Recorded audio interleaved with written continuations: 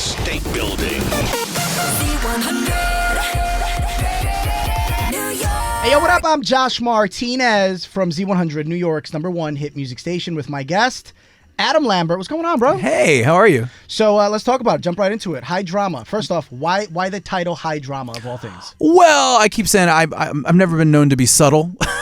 you know, it's not like my DSP. So I really wanted to put something out that was like fun and over the top and camp and kind of my brand of entertainment, you know? So the album is all covers. Yeah. Why now with the covers and not maybe let's do a couple more albums of music that I want to put out? Like, why now for the covers? Well, I mean, I've done this is my 5th album. So I've done my original music. I continue to write my own music. I'm working on some other projects at the same time. But this one, I just thought, I finished touring with Queen over the summer in Europe and the UK. And I was like, I want to put something out fast. So we got in the studio. We did this in 2 months. Obviously when the songs were already written, that kind of makes it a little bit of a quicker process. But let's be honest, the legal aspect behind it is not so quick sometimes. It's actually, as long as you don't change the lyrics or like the main melody of a song, you don't have to ask for permission. You can just record it. Really? They make the money on it still. It's just that's how it's set up. Yeah. I never knew that. I thought regardless of what you do, you have to get that written permission and hook them up with a couple dollars. I think there's probably a few artists out there, like big, legendary artists that might say no, nobody. But generally, you can cover a song. Wow. Yeah. So why? I'm gonna put you on the spot. What was your favorite song to cover and why? Oof, I'm so bad at favorites. Because it's not like it's just 4 songs. It's not. It's a full album. It's an EP. I think the one that turned out totally unexpected and I love it is I Can't Stand the Rain. I love how it turned out. It's so good. The production, I worked with this guy named George Moore, and the production is so cool. The beat, the pocket, the bass line, I really love that one. My personal favorite, and take this as a compliment, please. Sure, I mean this as a compliment. Sure. I feel like there are certain songs that can't be touched, and to me, like Sia's Chandelier is one of those songs that can't be touched, and that's literally the first. When I saw the track list, I was like, I'm gonna start here, and I'm gonna judge from this point forward.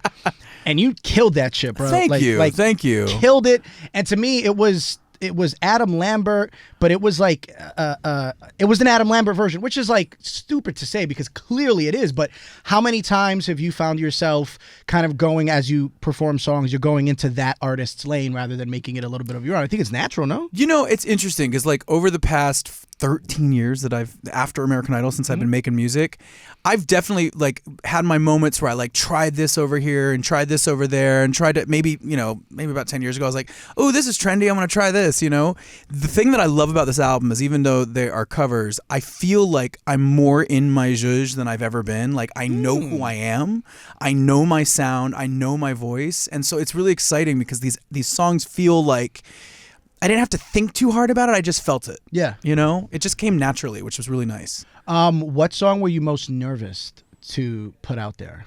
The Chandelier was definitely one that I was like, oof, this is and it's a beast of a song too. It goes.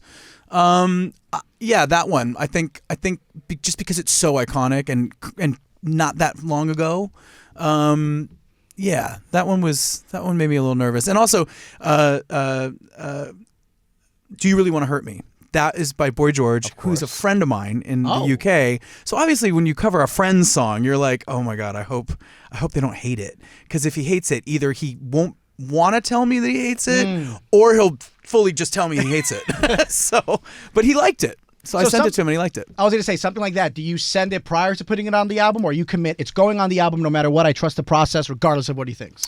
I got to say, I felt like we did a good job with it. Okay. It's like, that's what I want. When we finished it, I was like, I'm not going to show it to him unless I think it's any good. And we finished it and I was like, I think this is good. Okay. So I showed it to him. Yeah. You talked about, kind of a newer song, Billie Eilish, Getting Older. Yeah. Obviously, that's a song that's clearly more recent. Why of all Billie songs, that one specifically? I was thinking, I'm going to do one of her hits, and I thought, the cool thing about this album is that we have the opportunity to do some obscure stuff too.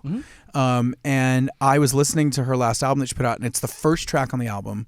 And I was zeroing in on the lyrics, because she's super understated and kind of whispery. And I was listening to the words and I was like, oh my God, this song totally describes getting older, no matter how old you are. Because I think she was 19 when she put it out. But like, I just turned 41, I feel the same way. I played it for my mom. She's like, yep, I feel the same way. I played it for some friends that are in their 30s. It's like, it doesn't matter how old you are. That feeling is so universal. So let's talk about the kind of clips with it, putting on the old makeup and Yeah, such. that was How so fun much was that to go back into like the being something you're not type of fun of acting and being creative? Well, it's like I've always been an actor, I've done theater and stuff. So I had this idea. I was like, oh, I want to get like transformed into like geriatric Adam. And I want like full like Hollywood prosthetics. I want the real deal. And we found these incredible makeup artists that did it. And it took 4 hours to put it on, and as they're putting it on, you're looking at yourself going like, whoa, it's so trippy. But it probably feels like this looks terrible because it's obviously in pieces. So you have like maybe so you're like, I don't know how this is gonna look, but then we're already here, so I can't get out of the chair. Yeah. And then 2.5 hours later, you're like, oh, I questioned the wrong shit. These people killed it. And I kept looking at it thinking I looked like my dad, which was really weird. I was like, oh my God, look like my father. Although the other thing I realized is like, okay, this is me, like 68 years old. That's like the age we were going for. But when I'm 68, I'll probably be so pulled and tucked by that point. I'm not gonna let myself. Honestly, I am not letting myself get that droopy. So you know what? I'm a little disappointed in the age that you said, and didn't just go 1 year older. But I'm also like a child, so whatever. You did mention you're a theater kid at heart. Want to put you on the spot. What is your favorite musical of all time? Ooh, Jesus Christ Superstar is pretty badass. Okay. I like that score a lot. I like those songs. There's a bunch of them I like. I really want to see the Sweeney Todd that's opening. Is it opened yet? I think it's about to open. Something here like in that. New York. Same thing with like Back to the Future. There's a Back to the Future musical Yes, now? I met the kid that's playing Marty McFly the other day on The View. Okay. No, on Good Morning America. Yeah. So that the same theaters where they had The Music Man with Hugh Jackman. Right. And I watched that over the summer. How did you like it? It was incredible. Cool. It was incredible. I thought Hugh Jackman killed it. I also realized he's much smaller than I thought, which is weird, right? Because he's Wolverine. To me, right. He's Wolverine. Yeah. He should be 6'4", and he's slimmed down. And, I mean, I can't say nothing. I'm like 5'7" with the right pair of Air Maxes. But no, he killed it. I mean, my personal favorite is Rent. I will forever. Oh yeah, I saw that in '96. On Broadway. I was 14. Wow. I came out here. It was my first time in New York with my mom, and we saw it, and it was like it changed everything for me because I was just like, oh, it was so like it was like edgy and it was alternative and all the stuff they were talking about, and I was like, oh, they said that, they're allowed to say that. It was amazing. That was a good one. So, I mean, you're a theater kid. A lot of artists are kind of jumping into the Broadway realm. A lot of artists are jumping into, even residencies. What's the next step for you in your career? Well, actually, I have been working on a musical. I'm composing and writing a musical and creating one. By the way, we could curse, so that's fucking dope. It is fucking dope. I started working on it at the beginning of the pandemic. I pitched this idea to some production companies. They went for it. The pandemic started and we were sitting around doing nothing. And I was like, let's start writing this thing. So I got on Zoom with a couple of different producers, songwriters, and over the next 8 months, I came up with a score for this story. And I'm not ready to reveal the whole full thing yet, but I can tell you it takes place in the 70s here in New York City. Okay. It is based on a true story. Oh, shit. And it is very glam, and it pays homage to all the music I love from the 70s, glam rock, funk, disco, folk, soul.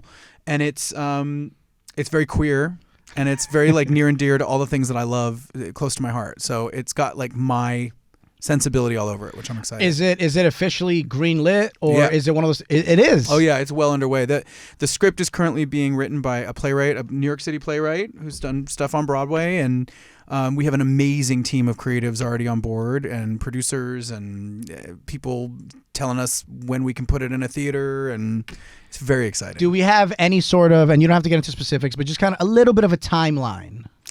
I think it's probably about 2 years away. Okay. Because these things take a while, because there's so many moving parts. So, you got to finish the actual creation of it, and then you want to workshop it, and then you want to kind of fine tune it.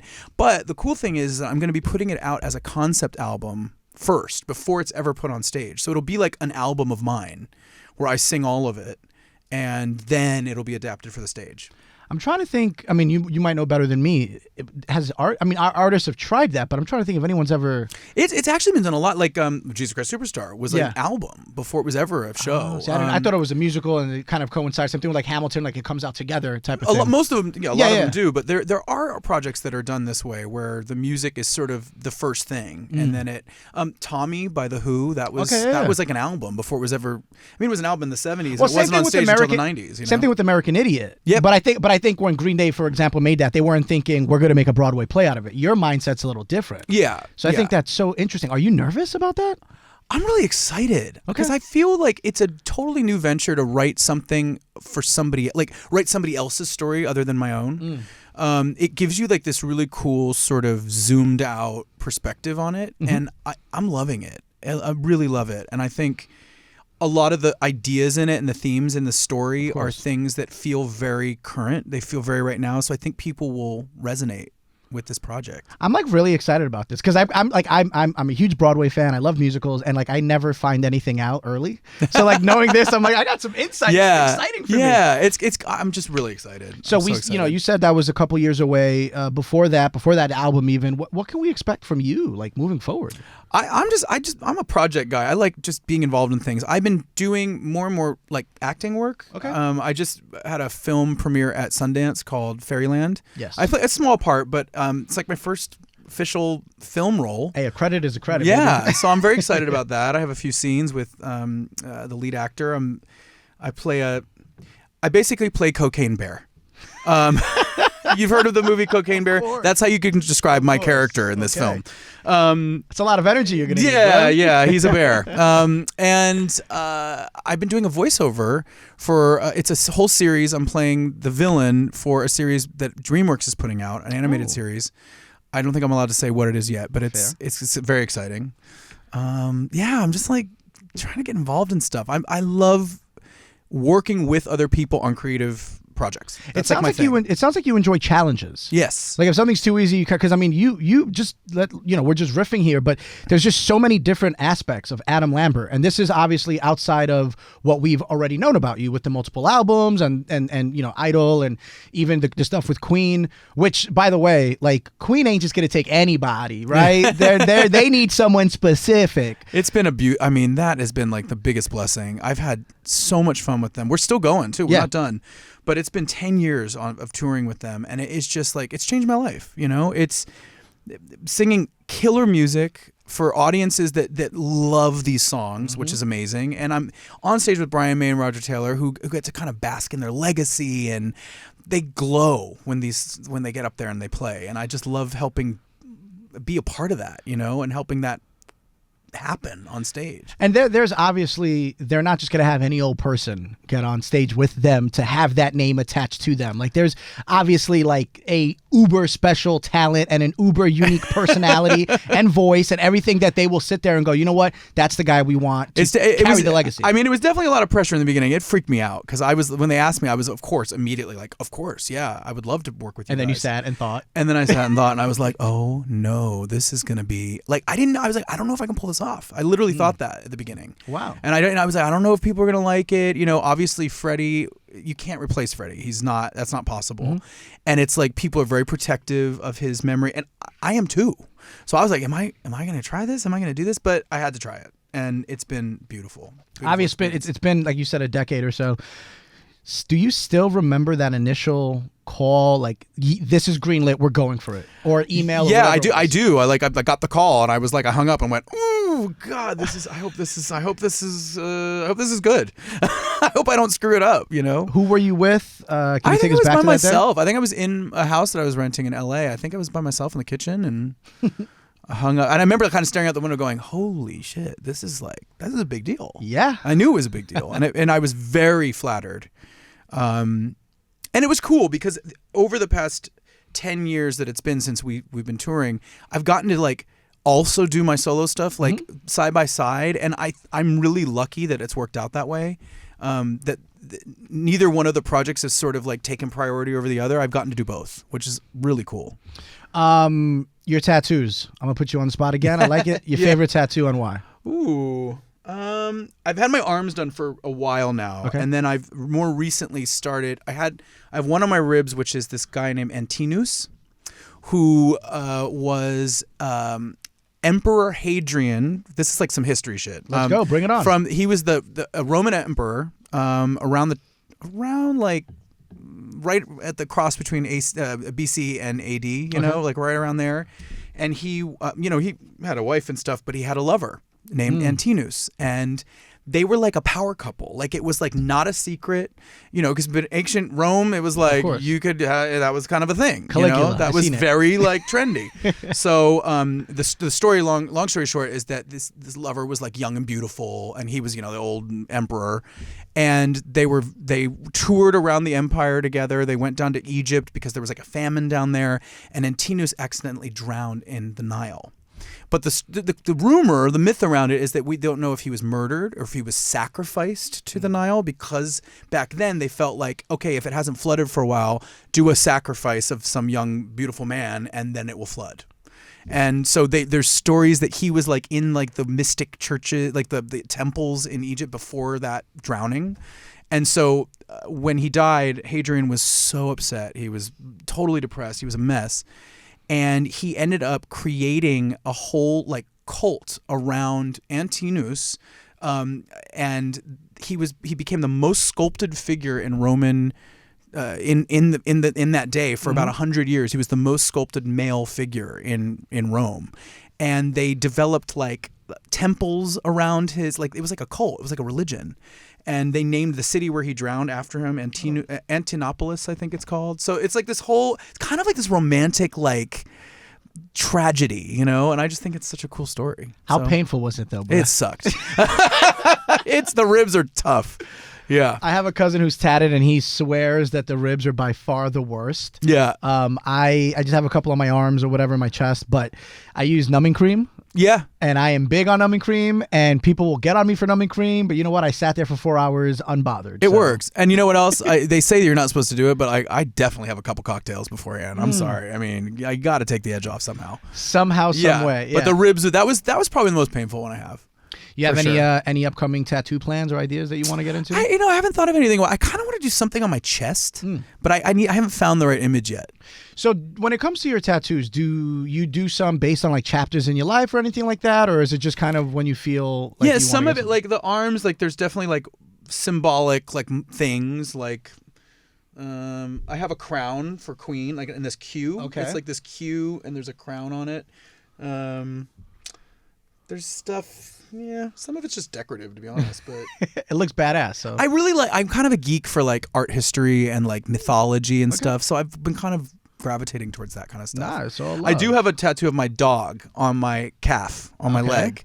I love my dog so much. His name's Pharaoh. Okay. So he's a little Egyptian. I was gonna say well. You're into the Romans and Egyptians. I like all this stuff. I don't know, past life stuff. I don't know, but he's real cute. So he's on my leg. I love that. Yeah.